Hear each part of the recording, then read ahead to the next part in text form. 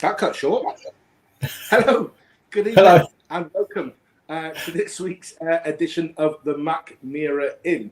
As always, I'm joined by my co-landlord, Rich McKean. Rich, good evening.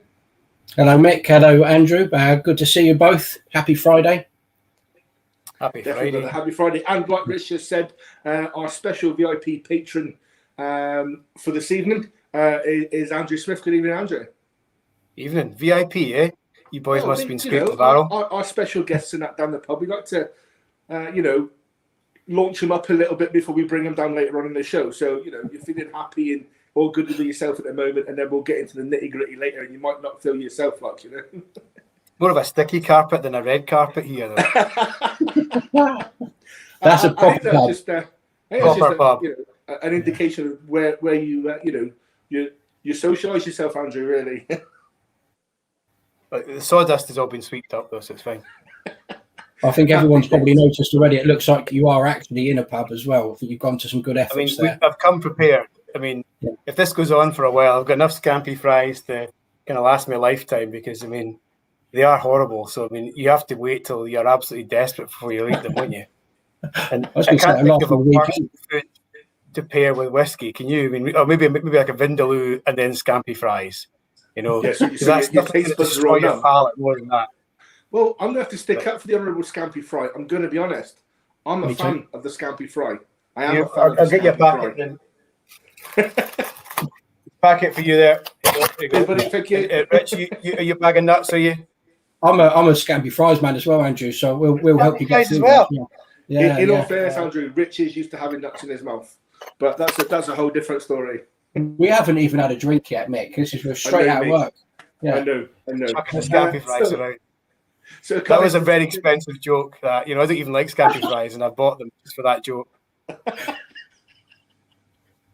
Brilliant. So, guys, tonight we'll get to know a little bit more about Andrew and what he does or doesn't do.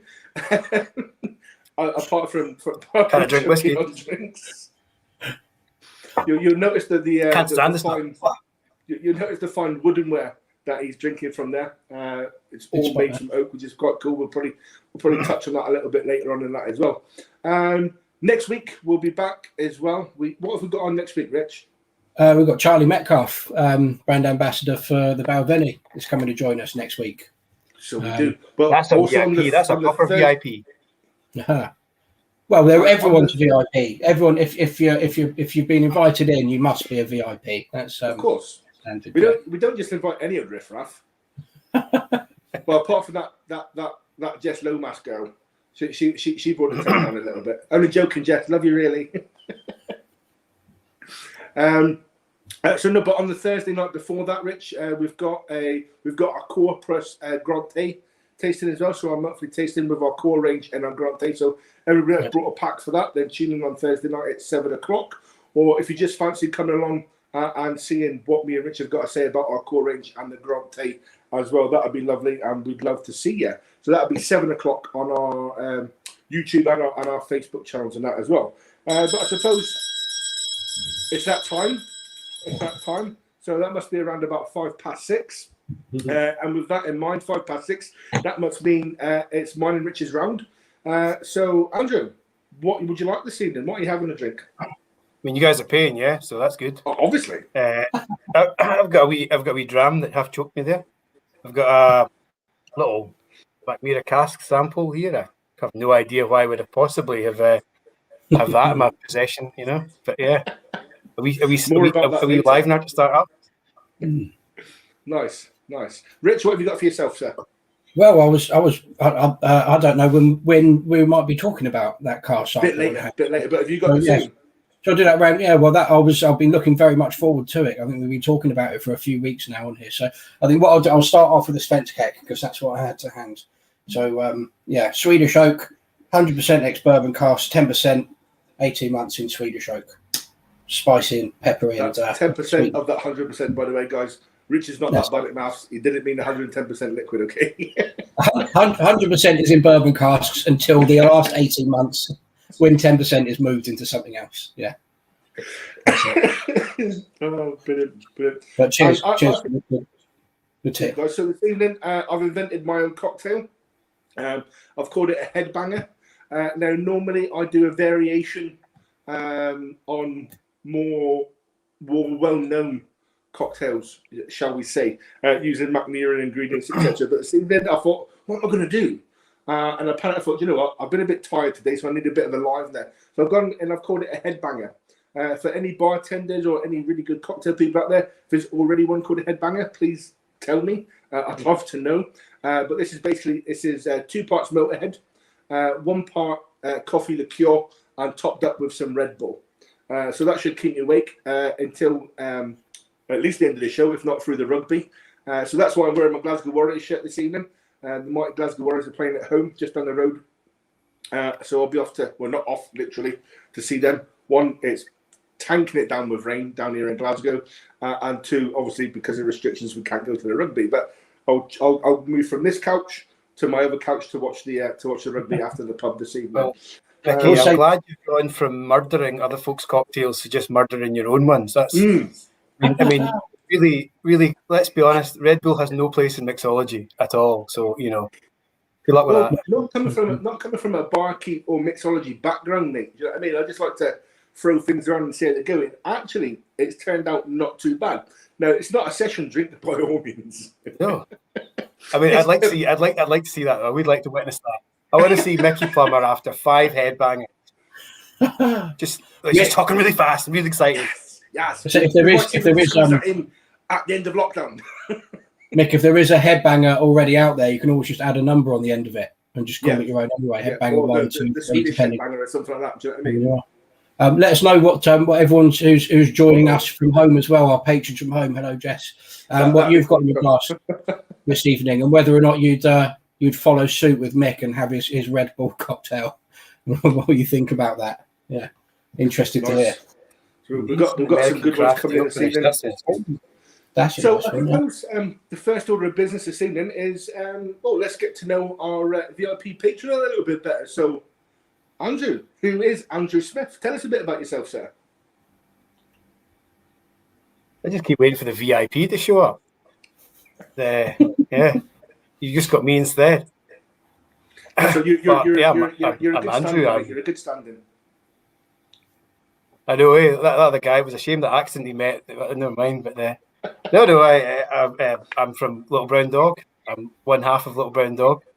The more vocal half. Chris prefers to be the silent partner. He's the grafter. I'm the one that does all the talking. Surely and that's all the blathering. 1/3 of Little Brown Dog, though. Well, yeah, of course. I mean, we don't count her because she's like the overall empress of everything, you know. Yeah, she's sleeping down at my feet here as well just now. Oh, so nice. I can just try and come and say hello. This is the real VIP. That's a VIP. Yeah. You're not really one for the cameras, are you? Got there somewhere. Hey, buddy. I'll just leave now and just leave her sitting in this seat here, and she can answer all the questions. That's pretty much that's okay by us, Andrew. In all fairness. So yeah. So what is Little Brown Dog, and who are they? Well, it's myself and Chris and the dog and the camera that keeps freezing, and we have a small distillery in Aberdeenshire on Chris's farm, where we make a few experimental spirits and gin, and we're an independent bottler as well. So we're a fairly new independent bottler, new in the terms of stuff you can actually buy. We've been mucking about with whiskies probably for about the last 8 years, and just the labels were kind of something to identify what it was that we were actually doing. So we did a lot of the projects. We made things like we made our own casks and various other bits and bobs. So this is us doing it legitimately with all the rules ticked for the SWA and keeping everybody happy. We had our first whiskey out just the back end of last year. We've got rather a lot coming out over the next few weeks, so we're playing catch up now. Cool. So you mentioned some gin, and I know you do some quite good experimental stuff with gin. And one really stands out to me. We obviously talking about this before, and it's the location around the juniper berry. Yeah, we kind of declare all ingredient origins. So whether that's the juniper or it's everything down to the coriander, whatever, everything we declare, what form it comes in, how we use it within the process, and where it came from. And the ingredients that we forage ourselves, we geotag the location of those ingredients, just to be completely anal about the whole thing, you know. Right. It kind of started off with, we did a project called Project GPS. You know, we kind of, there's a lot of discussions about foraging and these sorts of things in many of these things, and how much of these things are actually foraged often. And we wanted to make 100% forage spirit. Every ingredient came within 500 meters of the still, and we geotagged the position of every one of those ingredients.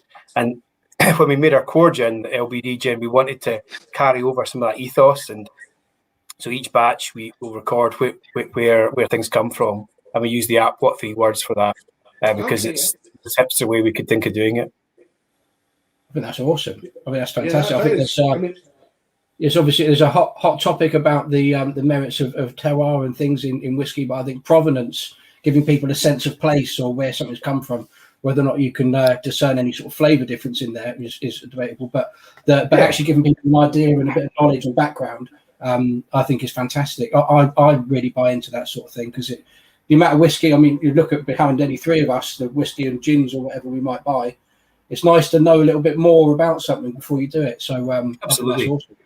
Yeah, I think that the three of us we're probably geeks. You know, we like to share the process, to understand the process, to learn more about it, and that's very much what Little Brown Dog evolved from.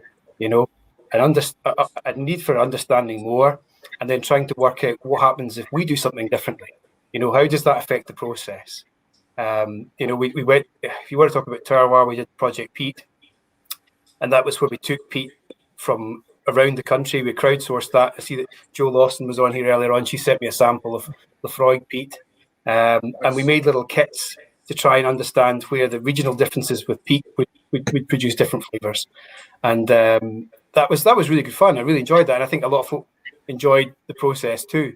Peat is described as this kind of universal flavour descriptor, you know, peaty whiskey, and it's such more complicated than that. And there's, you know, it was just about opening up that discussion, trying to understand some of the climatic reasons for the differences in the plant composition of the different peats, and then what aromas we're going to get from that.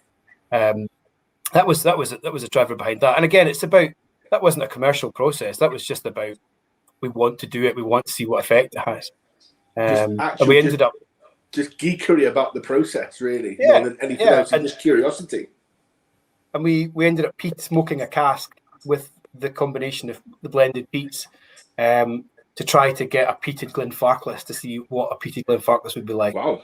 I mean, you know, completely backward way of doing it. You know, it's nothing to do with malt or anything like that at all. It was purely about trying to add a smoky influence into a cask and then into the whiskey. Because I'd tried years ago an Arran that was peaty, but it was peaty before Arran started making peaty whiskey.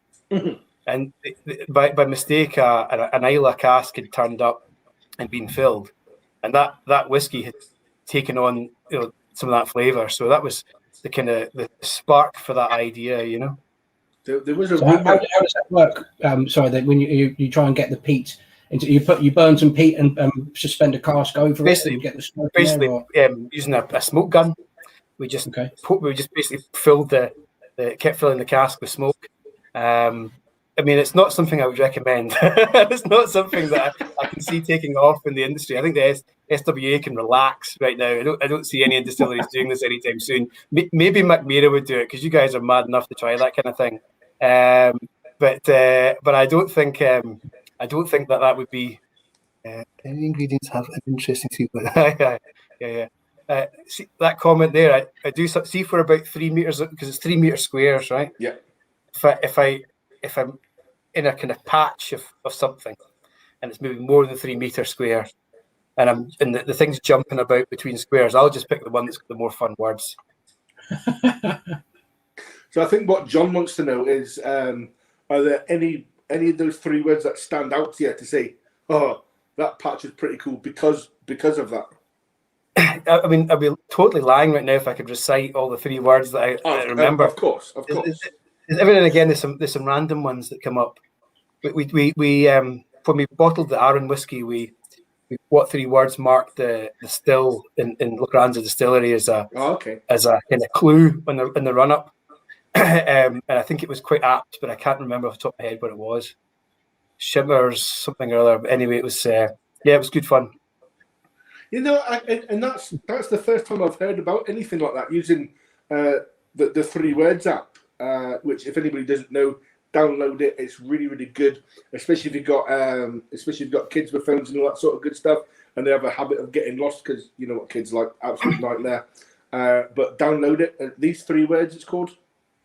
And what 3 words? What 3 words? Apologies. What 3 words? You can download it on all the stuff, and it's really, really good. If you do get yourself stuck, if you get yourself lost or anything like that, you can literally bring it up, pinpoint where you are, and it will give you the 3 words of that 3 meter square, and all the rescue agencies, the police, fire, and all that sort of good stuff. I've got it as well, and they can literally find you within a 3 meter square, which I think's obviously we use it for fun. Yeah, but I heard it's much easier than trying to recite off numbers from a GPS. If you're ever trying to read GPS coordinates, it's not. But I heard recently, last week, there was a skier just along the road from us who fell down into a tree because the snow was so deep. It's called a tree hole. So you fall in, and he was stuck. He couldn't get out because his skis were trapped in the tree. And he used the What 3 Words app to give his location, and they came and rescued him, which I thought was quite cool. It's worthwhile having. There was an advert on the TV, I believe, for the Coast Guard or the lifeboats not that long ago as well, and it was retelling the story of a guy that got lost, just not too far offshore, and he managed to get through to somebody, give him the 3 words, and they managed to find him just as his battery died, sort of thing. So that was, that's pretty spot on as well. So that's a bit of a serious note there, obviously. Into your independent bottling side of that then, Andrew. So I see, you spoke about the Arran, and that was your first? That was your first, wasn't it? It was our first release that people could buy. Yeah. Everything up until that point we'd given away or we'd shared with people or whatever. But this was the first one under the official kind of Little Brown Dog as a company label. And for me, I know we're here to talk about Mackmyra and various things, but for me, it had to be an Arran. That was my only stipulation. It was the first cask had to be an Arran. It's a big part of my whiskey life, and the island as well is a big part of my life, my family's life. So that was my one rule, and then Chris let me have that one, and then we just go from there. So it was just a really juicy little bourbon cask, first fill bourbon. It was just shy of 10 years old. We bottled it at 9 years old, but it's one of these ones where you go, it didn't need to be any longer in that cask. It just had so much vibrance and life about it. And we were quite, we're quite a young company. Let's bottle a young whiskey. And it kept it. Arran was quite an important part of your. Oh, sorry. So the camera froze. I thought that was it. You said Arran was an important part of your whiskey journey as well as sort of family life and things. You can tell us a little bit more about that, like starting with the whiskey and then also why it's important to you and the fam. Yeah. Well, I think that, I'll do the other way around because I think the island came first for us as a family. My dad went there every year since he was a wee boy, and I've been there every year since I was born as well. And we saw the distillery being built, and I've watched it evolve over the years, and it's like a little family. There, I saw Johan pop up earlier on to say hello from Belgium. Hello, Johan. But it's like this little family. It's such a nice thing. I think I'm sure it's present in other distillery communities, but it just seems like quite a special thing. There's not too much of the kind of showing off or whatever. It just feels like I've made some friends for life with other Arran collectors and so on. And it's a shame we haven't been able to meet up the last year, and the festival's cancelled again for this year. But I'm looking forward to a time where we can all meet up, catch up again. Usually this time of year we'd meet up in Denmark at Rennie's place and have unofficial Arran gathering there. So it's a big part of my whiskey journey, and I think they make a cracking spirit. They make it, just to echo what you said, it's amazing over there. I was there just actually to basically mark the end of my engineering journey and the start of my whiskey journey, essentially. I'd left engineering the week before. Me and the good lady went to Arran, and then when I come back from my trip to Arran, I started my whiskey career, basically. So Arran's always got a good place for me as well. They only beat us by 4. They're older than us by 4 years as well. So they're not massively older than us as well. But they've got a great story. They've got lag down the south of the island now as well to do the PT expressions. So I managed to visit there, and that was really good as well. Just put an LBD Arran settled down the nice. Good lad, Douglas. Happy days.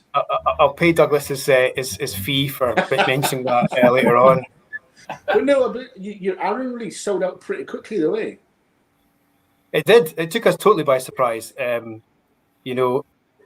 We thought it would take a few weeks, and it took, I think, 2 or 3 days.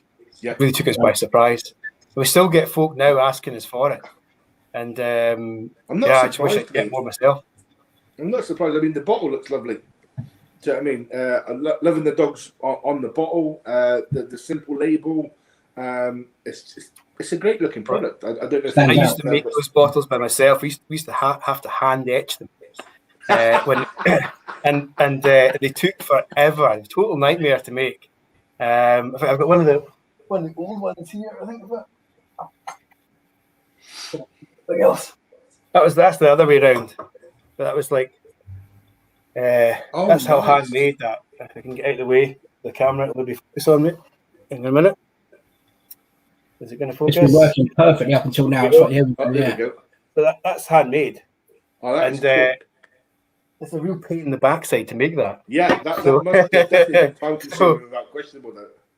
Fortunately, the company Imogen Glass, they print them for us, and they're good guys to work with down in Crieff. We use the same bottles for the gin and the whiskey. But they're 50 cl bottles, which is, for some people a no-no when it comes to whiskey. But there's 2 reasons we do that. One, from the gin point of view, we're tiny. Like our big still is 100 litres. I mean, it's in terms of gin production, that's minuscule, Well, I mean, that's the same size as our very first still. When Mackmyra started, we had a good company then. I can't wait till I build my 3-story forest distillery. That'd be ace. 7 stories. 7 stories. 35 meters tall. And, 5 levels, 7 stories. I should have read Wikipedia before I came on this. And then, or just the Mackmyra website would do it, mate. Yeah. You want to put that along the bottom there so folk can look it up. So that we're small, so that was the whole idea of the gin, was we can share that gin with more people. And the same with single cask whiskies, like there's only so much whiskey in a cask. Yeah. So let's share that. Let's share it out. And the most important reason is that it's much easier maths for me and Chris to work out. We can do it in our head. Just 100 litres in that cask, that's 200 bottles. Any more complicated than that, if it was 70 CLs, we'd be lost. Yeah. I don't mind 50 CLs personally. I think I prefer 70 CL because it's got more whiskey in. But if the price is right, and I think it looks good, it's something I want to get. Doesn't bother me whatsoever. Doesn't bother me one bit. So I think it means that some of the things we're going to be bottling are going to be a bit more expensive for us to buy. So in the 50 cl bottle, it means that you'll be more likely to open it and drink it than if it was 20% dearer. Yeah. So, yeah. It wasn't big enough. I think one day I'm going to do one of these 4.5 litre ones, like the big laddies. I'm going to do one of the big 5 litre bottle jobs. My grandpa had one of those, a big Bell's one, growing up, and he used to put all of his change in there. From every he came home, he had a pocket full of it, and whenever it was filled to the top, he'd go on holiday. He'd take it to the bank, this big bottle, shake it out probably, or he did it before, I don't know. But yeah, that was a trip away for him. So that before Coinstar. yeah, Aye. down there. You look Mickey's all got one too, but it's full of £20 notes. Mate, honestly, anything 20s and less goes into the jar. Do you know what I mean? Sanjoy's laughing at my haircut. I mean, you boys are lucky. I was going to give it a trim before we came on, but I've got as lockdown's going on, I've got worse at cutting my hair because you get more and more blasé about it, don't you? You're like, first time you do it, you're like, oh, I'll be very careful here, and then the next time you do it, you're like, sod it, and then before you know it, you've really made yourself look even more of a numpty than normal. I've just started growing mine. I think the first lockdown cut, I didn't have a haircut for 5 months, and I just started wearing a cap. So if you look at our shows from last year, the virtual tastings we did, I had a cap on every one because I was fussed about it and about the hair being too long. Now I'm growing it out. I'm going to go full Joe Wicks, I think, at some point. You do look like you're about to kind of star in the next episode of SAS. Are you tough enough? I think. Definitely. Don't say he's got the Ant Middleton look. Please don't say that. Getting longer and longer now. We'll never shut him up if you tell him that. Honestly. Right, I haven't got his midriff. I can tell you that. I'm somewhere between him and Mickey. I do say kindly. Why do you think the camera stops here for me? Like, yeah. And it just no. Talking about the haircuts, that's why I just went proper like Nordic Viking style. We just took the clippers and just went straight from the sides and just gone boom, straight down the side, straight down the back, and just. I wasn't ready for that. Neither was I. That's the first time I've been speaking to him all week on Teams and things, in meetings and chatting about work. And I've never seen him side on. I gave it a 7 before, Mick, and I think it might have gone down. The annoying thing is, right, is I hate because obviously getting a bit older, bit thinner on the top, bit thicker on the sides. So like when the sides kicking and are a bit thicker, it's like no, and it annoys me because like your sideburns start giving it all that, and the grey comes through, and you're like, no, this is not a great look. So I just went and just took the clippers, down the side. Well, I got a nice chocolate delphin going on at the back, a bit of a wide Mohican at the top, and yeah. I used to hear about whiskies that put hair on your chest, so maybe we can just find a whiskey that put some hair on your head. Mate, see if that happened. I think the majority of the Mackmyra UK team would be quite happy with that. You know what I mean? There wouldn't be much getting drunk, that's for sure. No. No. So I suppose that takes us to a good place, really. I suppose talking about the single bottlings and stuff, and obviously I've been hinting quite a bit, so it's probably time for round number 2. And that was not supposed to happen. Round number 3, 4, 5. He's going to have 10 of these headbangers before we're done. Yeah, there's 6 headbangers now, Mick. You've got to do them all back to back. You get the job. So responsibly, of course. You've got to do it responsibly. Oh, absolutely, yeah. Of course. There's a little less Red Bull in each, perhaps. So I suppose we should really talk about your next single cask whiskey release. Really, I suppose we should do. We should have had a drum roll cut for this in the background. We should have had Carl with one ready to go. There's Becky with his hooky bottle he got. Oh wow, that looks brilliant. Where can I buy that from? I'll get that, please. Where can I buy 2? I've yet to open the ball up too much close. I thought it was going to tell me when I opened it. Arrived yet. And that's a label of my home printer, so it's not quite as shiny. This is just a prototype bottle. It's not the finished product per se, in bottling anyway. But the liquid is, which is the most important thing.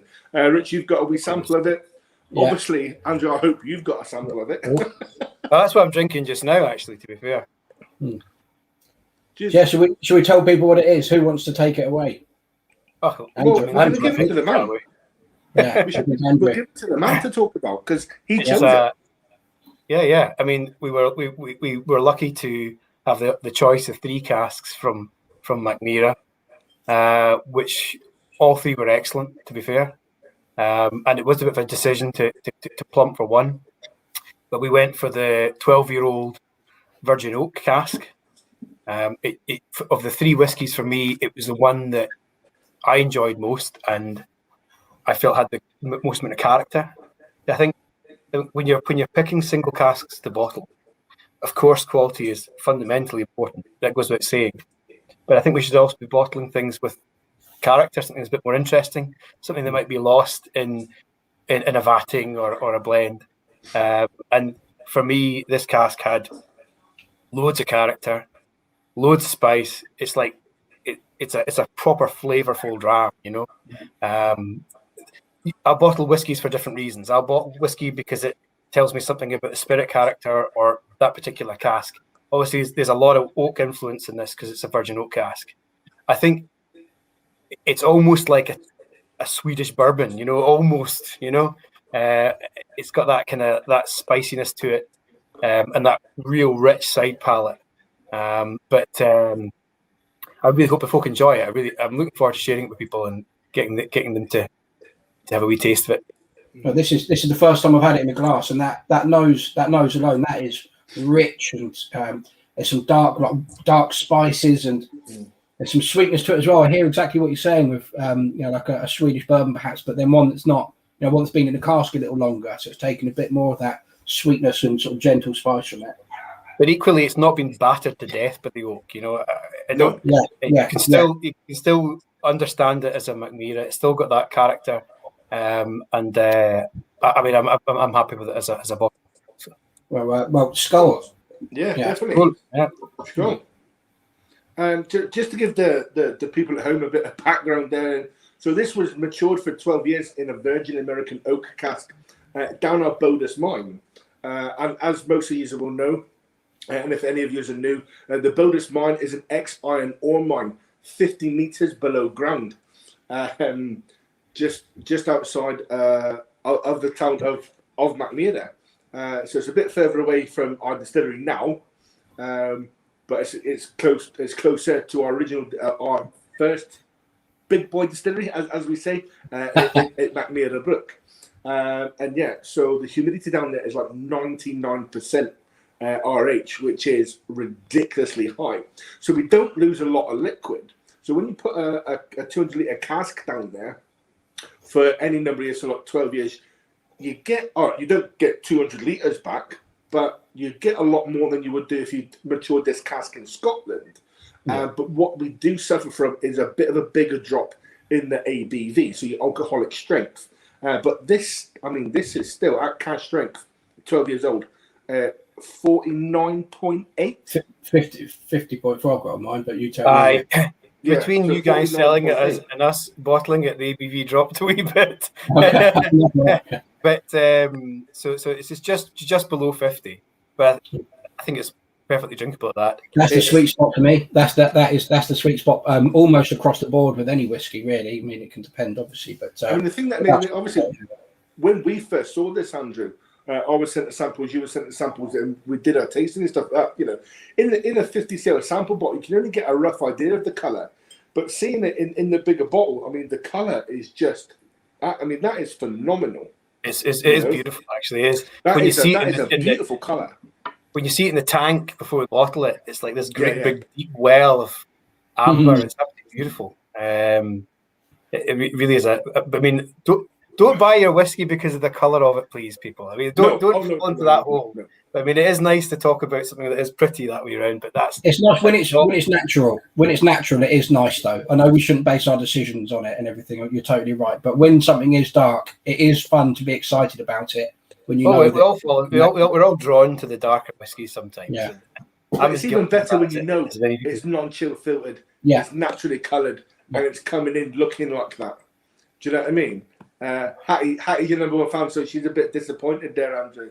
Oh yeah, that is my mother who genuinely is our number one fan. I think she can quite rightly claim that. You know, she does attend everything we do and first person to comment on every single one of our posts. But hi, Mum. Hello, how you doing? Yeah. Nice to meet you. Hattie, if you have any interesting talking points you think would be worth us addressing, let's not. Pop them in the comments and we'll ask Andrew about them. Yeah, Andrew's first words, something like that. You know, that would be pretty cool. Yeah, just an embarrassing mum pub chat. That would be cool. just to briefly talk a wee bit about the label of it. Obviously, we're trying to bottle. This is our second release, and we've broken our rules on what we're going to do with labels. But we were trying to go for different regions, different colours, and so on. And we like Sweden. What are we going to do for Sweden? You know, how do we pick a colour? And just knowing the location of the new distillery with the forest around about it, you know, I had this idea of pine trees with a mist, you know, and I had a kind of old photograph, but I didn't want to use a photograph on the label. And Chris's other half, Jenny, she's an incredible artist, and so we totally abused that friendship and made her paint a picture for us. So she's painted this on a board, and we photographed the painting, and that's what's on the label. So thank you very much, Jenny, for doing that. We probably still owe you something. Cheers, Jenny. It looks absolutely fantastic. It is. And there's something else different on the label, is there not? Something to do with the name? So probably one of the biggest thing that probably caught our eye anyway. And it's big, but at the same time it's subtle. So this just goes to show you how people's minds work. So obviously you're called Little Brown Dog. So people look at it, see the familiar bottle, as is now a familiar bottle. But what they don't know is it's not Little Brown Dog in English, but Little Brown Hund, which is obviously Swedish for Little Brown Dog. In fact, anyone that worked out themselves, we're actually, somebody's going, that says small brown hamster. Well, the good news is we obviously when we were talking earlier and beforehand, and you sent me some of the good photos through and stuff like that. There's Phil, one of our 30-litre cask owners at the New Union in Kendal, evening Phil. We send it off to Sweden to say, guys, this is what one of our very limited number of independent bottlers have done. This is how they're going to represent us, etc. What's your feelings on it? And everybody come back with a big thumbs up from Sweden, mate, and nobody picked up the Little Brown Hamster, so that's good. Yeah, no, it's good to know that the guys back in Sweden approved. Everybody's loved the top design, everything, mate. It's got a big thumbs up so far. We enjoy working with distilleries, and for us, it's not just about Little Brown Dog; it's about Little Brown Dog and Mackmyra or whoever it is that we're bottling at that time. And we want to respect the distilleries that are producing the spirit, and try to kind of spotlight them a wee bit as well with what we're trying to do. So, I think. We'd hoped to be in Sweden this week, actually. Like the last couple of weeks, we should have been in Sweden, Chris and I. But as it turned out, that didn't happen. But we didn't need Sweden, to be fair, because it's been so snowy here. We've been skiing all the time here. I'm just going to let the dog out. My wife's come home and she's pawing at the door. Well, while Andrew's doing that, that's probably a good time to have a look, because I've seen lots of activity in the comments and lots of people asking questions here and there and making some. So perhaps... Carl, our colleague in the background, pulling all the strings. You can pop a comment or two up that we can have a look at. Nice one, Johan. Yeah, so stunning, great whiskey, nice, stunning bottle, and I'm sure spirit too. Yes, it is, Adrian. I can definitely vouch for that. Not coming from a manufacturer point of view, but coming from a whiskey drinker point of view, it's that has got some full body flavour. That's a lovely dram, without a doubt. Kevin Blair just spotted there. Mick, if I'm not mistaken, is Kevin Blair? Kevin, are you Atmos VR? All right there, Mick. We had a little session the other day, something to do with some virtual. We did. Reality. So keep your eyes peeled for some more AI action as we go through the year. And what with lockdown being as it is, and we can't quite travel, we're hoping to bring you something quite unique. But that's all we'll see for that one at the minute, Rich, until it's out there. Andrew, I noticed you've reached for a moment's range there. Well, you're drinking my whiskey, so it's only fair that I drink your whiskey. So it's our whiskey, in all fairness. I mean, it's the Cloudberry wine cask. Oh, the Fjordmark. And it's lovely. It's a beautiful bottle, this, and I really like the metal. It's no longer available as well, by the way. That's it. Yeah, you can find it. You can find it out in the wild. Let's have a look what you could have won. Yeah, we've run out of that now. Yeah. My only comment about it was it came with like some sort of rubber top, And the one thing is, it's the one thing I've found harder to remove than a wax seal. So yeah, Yeah. So make you work for your dram. The trick is to take the whole thing off with the cork inside, and then pop the cork out of the rubber seal. That's how I do it. Basically, just yank the whole thing away. Yeah. So that rubber, that was the seal, and the rubber band around the middle are making the same product, and that's actually made from recycled bicycle inner tubes. There you go. That's pretty cool. And the stopper in the top, when we make some of our 200-litre casks down to 30-litre casks, there's an excess of hoopage, basically, and so the excess hoopage gets melted down. Excess hoopage. That's the technical term. It's the takeaway of the evening, mate. It's the takeaway of the evening. So the excess hoopage gets melted down and made into those heavy stoppers that you feel in your hand. Mick, why do we have the rubber band? You know, the recycled bicycle hoop around the. The thing is with the rubber band is actually it can slide up and off or down and off as well. And the actual bottle label is a wee metallic plate. Now, when everybody has a good bottle, they like to keep the bottle for memories, etc. That was a great bottle. I'm going to keep the bottle. But over time, you go through. You know, you could have quite a few bottles. The idea behind the plate is you can just keep the plate and recycle the bottle. So you're not keeping the actual whole bottle as well, which I think is pretty cool. So I've got quite a stack of the plates through in the next room, which I think is a lovely idea. But then again, and in Sweden, they recycle like 90% of their glass. 95% of glass is recycled over there. So if you've got this bottle that the moments are sort of top range whiskies that you can buy from us. So having one of those, and then you feel a bit torn, perhaps, especially if you're in Sweden, thinking, do I want to keep this bottle to one side or recycle it? So this way you can have the best of both and keep the plaque. Speaking about buying bottles, where can people buy the Little Brown Dog Mackmyra? Where and when? John's in with it. Where and when? Where and when? Well, I mean, the labels arrived yesterday, so that's Chris and I's job tomorrow. And then we'll be coming out through our partner retailers, so we'll publish those on our pages. But for fear of missing anybody off, and orders aren't confirmed yet, so but hopefully you get it from Inverurie Whisky Shop, the Grail Doon, Good Spirits in Glasgow, the Calendar Whisky Shop, Green Welly, Tynesroom Whisky.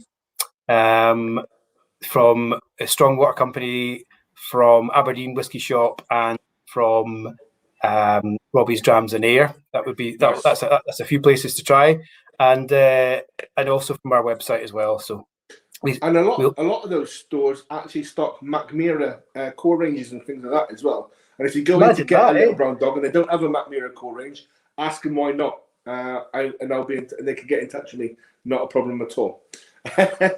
But I've got a tasting actually with the girls and the customers at the Grail. I saw that quite soon. The 19th of the 19th of March.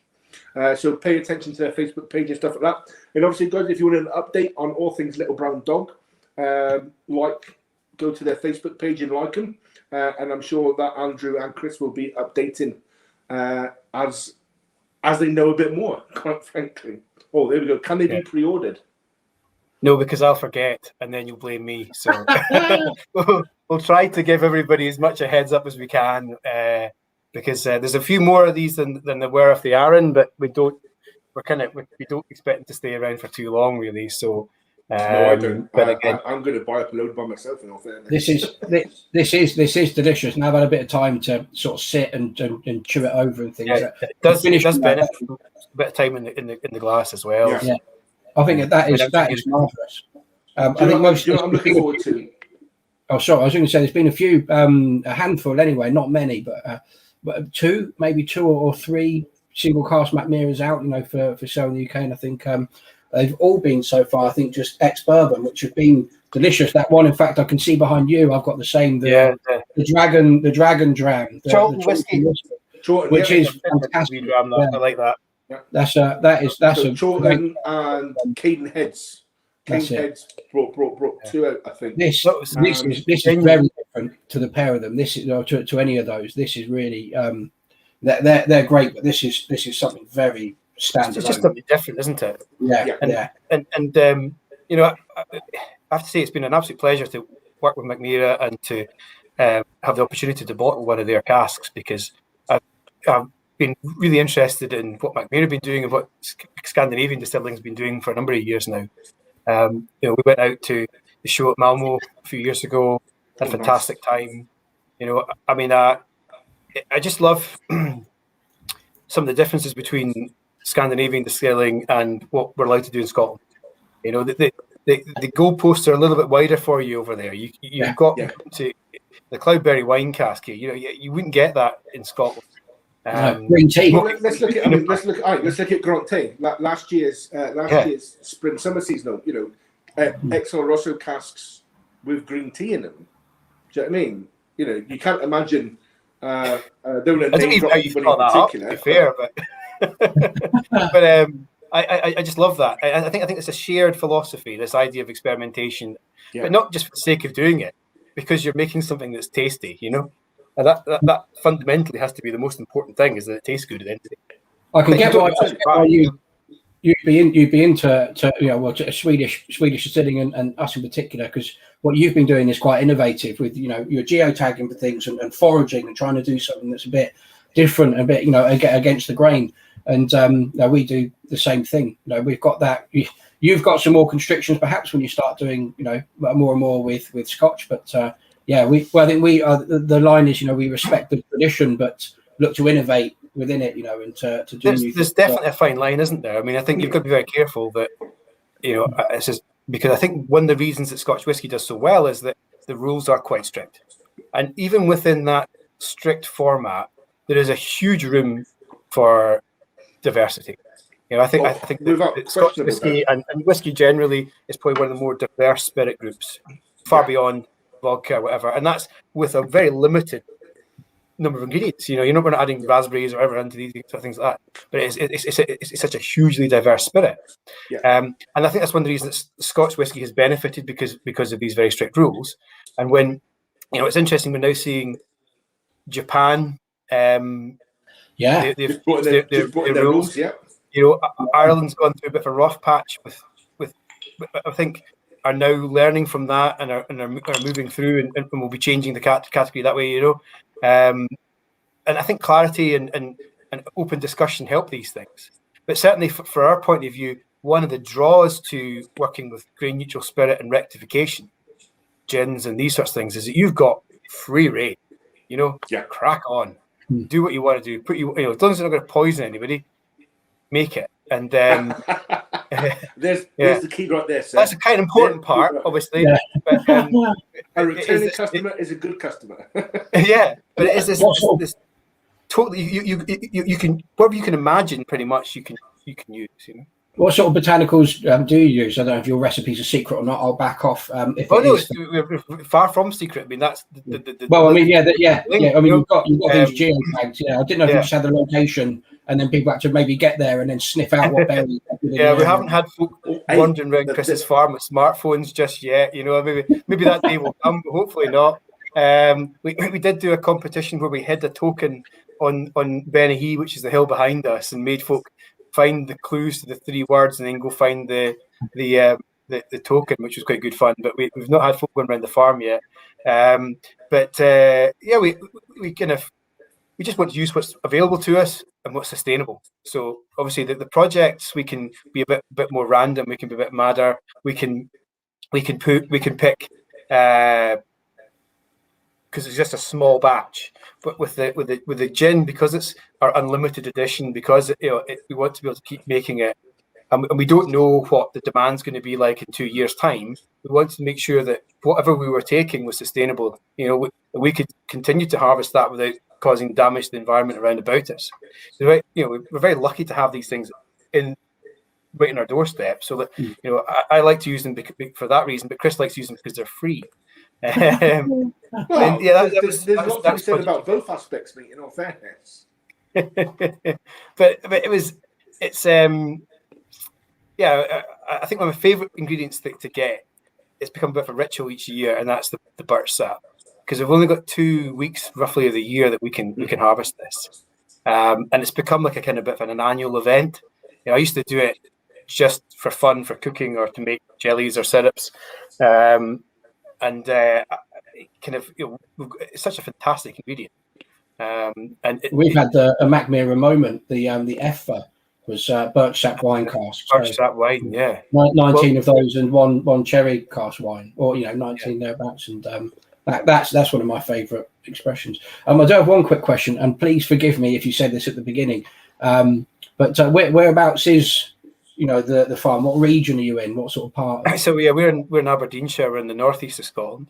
Okay. Call it Scotland's forgotten corner. And I mean, I grew up in Central, but I'm not a native to these parts. So I mean, I never even knew that Aberdeenshire existed, pretty much, But I would call us home now. We're so lucky. We've got the hills and we've got the sea. We've got everything. And I've been off the last week. I spent every day skiing in the hills, cross country skiing through the forests. Yeah, I couldn't imagine going back home. So I didn't know any of that existed until. So the closest I've come to Aberdeen until 2 years ago, I think, was up the A9 on the way to Inverness and to other parts of the northern parts of Scotland. I never went further east. All of my family and holidays and things over the years have been to the west coast.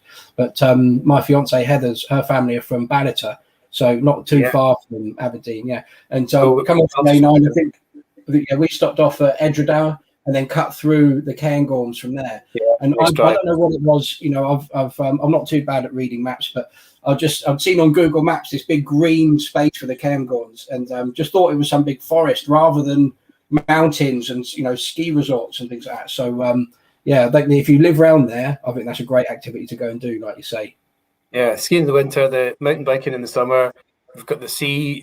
My wife surfs. It's nice. Great. It's a really, really, really great part of the world. The east coast, the northeast coast of Scotland. She's a hardy climb. Honestly, it's massive up there. It is. Oh no, I'm sure the waves are big and there's good surf there. I just think you've got to be rather brave to go. It's just like a wetsuit and a big puffer jacket. It's definitely wetsuit territory. I mean, 100%. If not dry suit territory in some places. Yeah. Good Lord. We've had one question in here. I don't know if you've got this information yet, or if you've decided upon it, but Adrian was wondering if you knew what the RRP might be of your release. We worked this out just the other night. Okay. So the RRP is £69 a bottle. Okay. So we're trying to keep it affordable. We really want folk to drink this whiskey. We don't want it just to sit on the shelf. Yeah, that's cracking. I'm getting myself a couple of bottles as soon as it hits. Good Spirits Company in Glasgow, mate. Quite frankly, so me too. That is something I'd like to drink again. That's for sure. Yeah, really. I think on that point. Oh, that'd be last orders, ladies and gentlemen. Before we get into the normal last orders bit, and I just want you to touch quickly on the vessels you've been drinking from this evening. I'm glad you said that, mate, because for your dram and your water. He had a drink at the perfect moment then, because I'd forgotten all about it and I really wanted to know a bit more, because I think you might have something. I do, yes. Wooden vessel. But Andrew, tell us a little bit about. I went full Scandi tonight, so why not? Like, when else you get the opportunity? But this is a little turned birch Copita that I've got here. That I just love them. We take them camping with us because you're less worried about breaking them, Yeah. And you still can nose like you can with a normal Copita or a Glencairn, whatever. It just feels really nice. I enjoy drinking from it, and it felt appropriate. And then I'm drinking water out of the total corporate way. Oh yeah, full screen that bad boy there. This is our limited edition solid oak tumblers that we did, and I think that we found 2 or 3 the other day. We put them back on the website. Didn't tell anybody. I think there's one left. So if anybody wants one left, well, I imagine someone in the comments will probably be there before I can do it now after the show. They are great to drink from. Slightly awkward, so you got to get your but once you get your perfect spot, it just feels really nice in the hand, and it's a nice weight to it. A nice bit of beeswax to wax it with. Keep it good. to drink from. It's lovely. Find your right spot, and it's perfect. Honestly, I recommend a corner. A Svensk in one of those goes down brilliantly. By the way. Yeah, they're made down in Wales. There was a chap down in Wales making them from FSC certified oak. So it seems like a fun thing to get for to put on the site. And definitely. Again, just kind of fits with our kind of foragey hipster thing, you know. Well, I enjoyed mine anyway, so that's great. So, but that brings us on to our last orders question, essentially, and that's as everybody knows, hopefully everybody knows by now, is our whiskey scenario. So, what we mean by a whiskey scenario, Andrew, is your ideal whiskey scenario. Where are you? What's in your glass, and who are you with, if anybody? That's a profound question, isn't it? Really. And I don't know. I think it would be difficult to name a specific whiskey. I think I would just be happy with something I've not had before, just something different, surprise me. Let me learn something from it, something that's got a bit of a story and that I can learn something from, and probably somewhere quite remote. Maybe a log cabin or something like that, or just on a hillside. I think some of the best drams I've had have been perched on a rock somewhere, I think with my wife, of course. I would share that jam with my wife, and then I would also have another cabin just with my mates in there as well. And we've got a little nice romantic jam with a good lady just next door to finish off the rest of the bottle with the boys. Yeah, exactly. That's it. She can go back to tent. We'll go back to party in the hut.